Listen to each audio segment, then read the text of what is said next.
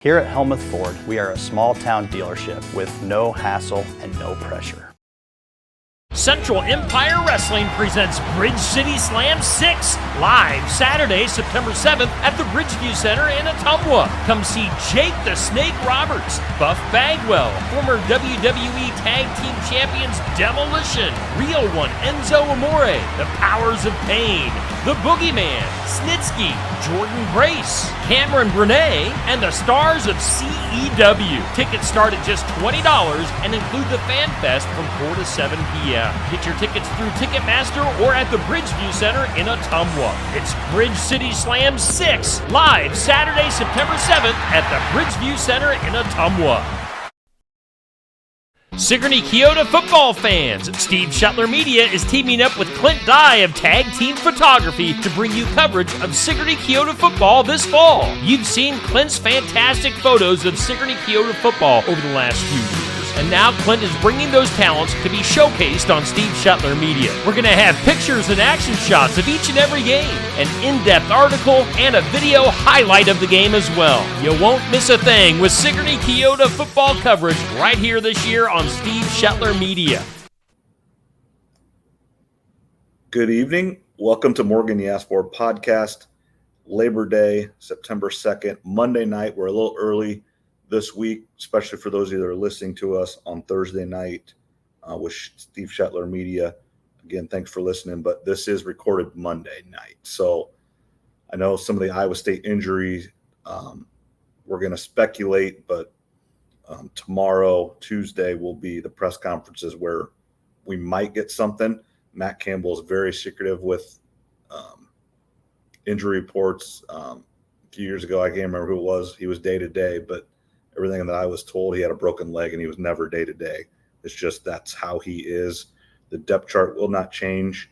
It'll be the same depth chart that he released last week. Will be the depth chart the entire season. And that's just how he operates. I don't know if I like it. In fact, just with, and I know the Big Ten, like 2 hours before, and I think the SEC this year went to releasing injury reports just a couple hours before the game to help with the gambling. And with these schools taking money from gambling properties and with all the ESPN bet and ESPN talk of numbers and spreads, I mean, I'm watching the Florida State BC game and they're talking percentage chance to win. You can just look at the spreads right on the screen as you watch. It's just gambling has become mainstream in sports, and knowing who is playing and who is not is important in knowing those spreads and knowing who you want to bet on. We talk some betting here. We used to talk a little bit more, but we've kind of went away from it a little bit. But I think that is important. The Iowa State injury for coming up to the Cyhawk game. We'll get to that in a little bit. I'm going to start just by I'm welcome Trevor in here. And for those of you that do watch on any of the streams that do have video, Trevor's camera is not working tonight, so he is off camera, but he is there and he can't hear us and he will be there. Welcome, Trev. Hope you had a good holiday weekend. Yeah, it was good. Laid around, watched a lot of football. Saturday, woke up about 6:30, took a quick shower, watched all the game day, and then basically, like I said, my plan was not to leave my house, and I didn't, so I just moved back and forth from my recliner and couch in my kitchen, and just a full day of laying around watching football. Yeah, I got up early. Obviously, when you're in the camper and everything, you kind of wake up early. You got game day going as well. I kind of transitioned to the Big Fox, Big Noon show away from game day. But last year, I know you're a big Pat McAfee fan, and I think one of the reasons I really liked the Big Noon was the Urban Meyer and just the ins and outs of the coach and the current coach. Like, he just got out of it, took a year off when he went to Jacksonville, then came right back. I really like that insight, one, as being a former coach, and just I love hearing them talk football. And with the Pat McAfee edition last year and then Nick Saban this year, I really, really liked game day this year. And Corso is still there, but he is very limited. And they, I thought it was very well done. Still using Corso, but really not using him. Nick Saban's a great addition. He's that good. He's a good mix off of Pat. Pat's up and excited. Then you get the little bit more calm Nick Saban vibe. And you're right. They're kind of limited Corso's time, which I think is good. It's on there a few minutes here and there, but for him to be on the show for the entire time, it's too much for him given his age. Right. And I'm sure most people that listen to this and are sports fans and college football fans have seen the meme, on a commercial break where McAfee's just dancing away there and then Saban's sitting there all serious and everything. And that is just great because it's just the different types of people, but yet both, ambassadors to college football, love college football, both have, ties to West Virginia. So, I mean, it's just they've got a lot in common, but yet so different as well. Shows a really good mix right now. And yeah, Saturday watching it, one of the best parts was the kid made the field goal for $50,000. Yeah, he missed the first one and then made the second. Yep. Yeah, so that was fun to see. That just game day, just in general, it's really a fun show, I think, and it kind of sets the mood for the entire day once the games get started. It's the gold standard, and I thought, and I did not watch 1 second of the Big Noon Kickoff this last week, so I don't know. Did you watch any of it, Trev? I did not this week. Some weeks I will, but this first week I was just fully on game day. Yeah, I was too. So I cannot say, was Mark Ingram back? I thought that was a big downgrade from Reggie Bush to Mark Ingram last year. I liked Reggie Bush. Him and Leinart obviously have that relationship. And, I understand maybe wanting to change a little bit with 2 USC guys and then the Notre Dame, but that was a good rivalry and they would always give each other, tease each other back and forth a little bit there. But, obviously Mark Ingram, Heisman Trophy winner, Alabama, maybe you want that different dynamic in there. So I do understand that, but I just thought Reggie Bush was a little bit better at that. I kind of liked Reggie better as well. I'd agree with you there, but I'll definitely check out the Big Noon at some point this year, off and on. But the first week, just kind of tradition, college game day, all day on the opening weekend. Yeah, I did too. Obviously, Iowa State did not play till 2:30. So then, after game day, went over to the Hawkeye game. Let's go ahead and start with the Iowa game. Absolutely started and looked through the first half like nothing changed. 2 turnovers in the first, 2 or 3 possessions for the Hawkeye defense. They weren't able to score in those on, interception returns or anything, but giving Illinois State nothing, but then their offense not being able to do anything either. I mean, it was an exact script to what the last 2.5 years has been since they scored 50-some points at Maryland, come back, beat Penn State, get ranked number 2 in the country, and then lose 24-7 Purdue. That's when the offense really started to fall off. Wasn't great before, but that was the starting point of just absolute ineptitude. So we'll see. And then, the second half, you start going, I walked over to Willett's tailgate and started doing some other things. So I was definitely not watching the second half, falling on my phone a little bit. And they came alive. Freshman from West Line or Central Line, I think Central Line, way in the northwest corner, Vander Zee, 2 touchdowns in his first game. And you can look at this 2 different ways, Trev. Is he that good? And I even heard that he played baseball this summer, so he didn't go there, as soon as he's done with high school, or sometimes people are leaving high school early to come in January.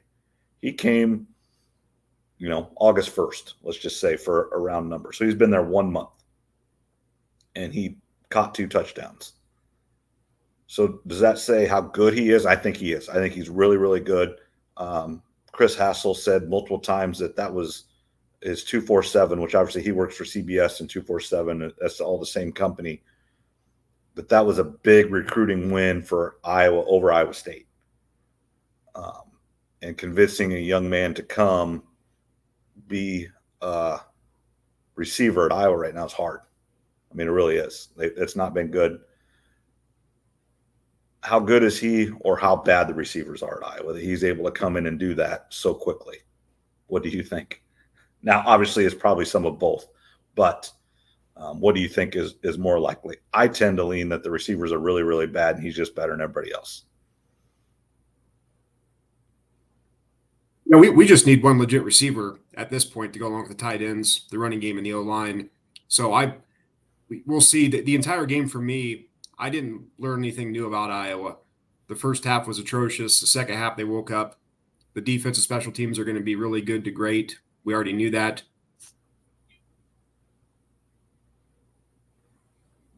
You still there? Yep. Sorry, my computer was trying to do something. But no, if he can just be a semi-legit threat at wide receiver, that's going to be really good for us. That's really all we need right now is just someone that can play the wide receiver position. But he was a nice surprise. He's 6'4", 210. We haven't had a guy like that in a long time. So as far as the offense goes, certainly looked better in the second half, but I'm not going to get too excited or too low as of yet. I need to see how they do against Iowa State, against Troy, and then how they start doing against some of the Big Ten teams. So I'm not ready to say that we found our, the right offensive coordinator. I was kind of joking with the guys, though. After the game, he did a quick interview, and he sounds like a head coach. And I almost wonder if maybe 3, 4, 5 years down the line, if he does a good job as OC, if he could just maybe step in and take over after Kirk retires. But that's big picture thinking. Yeah, and I think that is one of the reasons he got that job. I think with the staff continuity overall that they've had at Iowa, just a lot. Most of those guys have not been other places. Most of the guys obviously have not been head coaches. I think just him being a former head coach at Western Michigan really helps. And I think it helps the entire coaching staff. And I think that is an underrated aspect of him. Obviously, he played quarterback and was a quarterback coach, unlike Brian the last, I think the last 2 years that he was a quarterback coach too. And it wasn't a good fit, him at quarterback coach. And I think we've talked about that multiple times on this podcast. But I do think him being, and I think that definitely helped this last week on Saturday, really just Saturday, because it was a 24-hour suspension. I'm sure Kirk Ferentz was there all night Friday night until obviously with an 11 o'clock kick, they went to bed at a decent time. Sometimes when you don't have a kick till 7 o'clock at night the next night, you'll keep those guys up a little bit so they sleep in a little bit to try to get that timely situation for your breakfast, your lunch, your dinner, your meetings. But obviously with an 11 o'clock kick, you're going to get to bed relatively early because they got to get up at 5:30, 6 o'clock to get that pregame meal and everything. But I do think it helped. I don't know what was said at halftime. I don't know who said it. It doesn't. I mean, was that Seth Wallace? Was it, Lester? Was it Phil Parker? It could have been any and all, LeVar Woods. All those guys have either head coaching experience or very respected and leaders and could step up and take the leadership role in that situation. And I'm sure they talked about it and who did it. It worked. And it was great for the Hawkeyes. Yeah, whatever happened at half, maybe they just need a little time to settle into the new offense, get a few plays under their belt. The second half was definitely fun, but like I said, I don't want to jump ahead and get way too excited just yet. I need to see it a few more weeks to actually believe it. But yeah, like I said, if Vander Zee can be a good receiver for us, we've got the 2 tight ends, we got good depth at running back. Cade looked a lot better in the second half, so that'll really help us. And then Caden Wetjen, our punt returner, looks pretty good too. He could be a nice little playmaker for us in the return game. So we'll see how it goes. But the second half definitely was a lot more fun than the first half. The first half, I was about ready to pull my hair out because it looked like it's looked the past few years. And really no more to really talk about that. But then switching to the Iowa State game, it was the exact opposite. Iowa State scored in 2 plays, 38 seconds. One of the catches of the year on the first play, pinned it on his back and then brought it around to him. It looked like they were off and running, and it was going to be just off to the races, name your score. And it ended up being the exact opposite situation. Near the end of the first quarter, on a punt, our starting middle linebacker, leader of the defense, the guy with the green dot, I think it's green also in college, but at least that's what they call it in the NFL, the communicator, helmet communication guy with the defensive coaches, goes down, gets hurt. Obviously it's not been said yet, and who knows if we'll find out, but I've seen enough of this, and I've seen it. That is a torn ACL if I've ever seen one. I'd be shocked if it wasn't.